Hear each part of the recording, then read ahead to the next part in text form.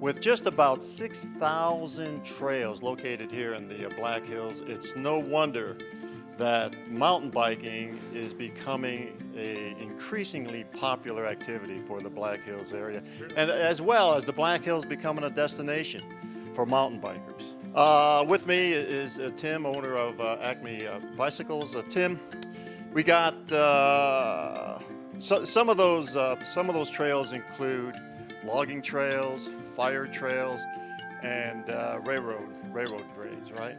Yep. Now, if you have a bicycle, you could ride on any of those trails without getting permission from the state. Is that correct?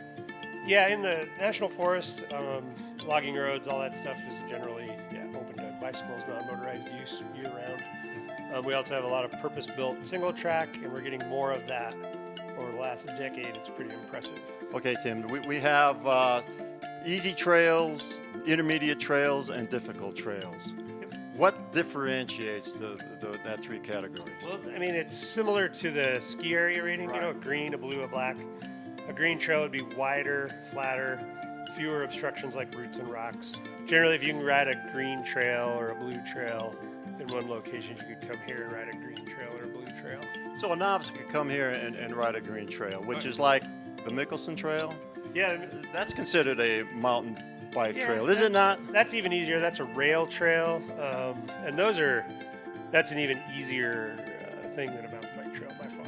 And previously you mentioned there's three types of bikes, and one is a particular bike specifically made as a mountain bike. Yeah, with And you have these other two types of bikes. Why don't you name all three well, bikes? you basically have like a comfort bike or a hybrid bike, and that's more for around town, the rail trails. Use it to get to work. Take it when you go to a campground and ride the campground loop, that kind of thing. A real mountain bike would be something more like what we've got here. They have some with full suspension and some that are called a hardtail, where it has no suspension in the rear. But the luggier tires, the disc brakes, lower gear range.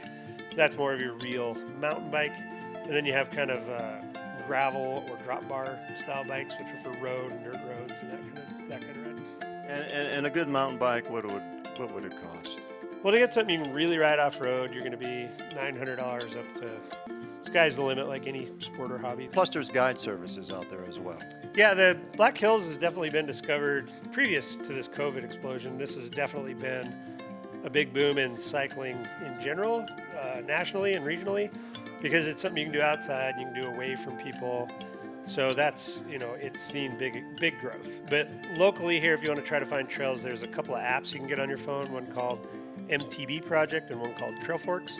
And they're more specific to mountain biking and mountain bike trails. You got to get out into the trails. You got to get out into the backwoods of the Black to really enjoy what we have available here.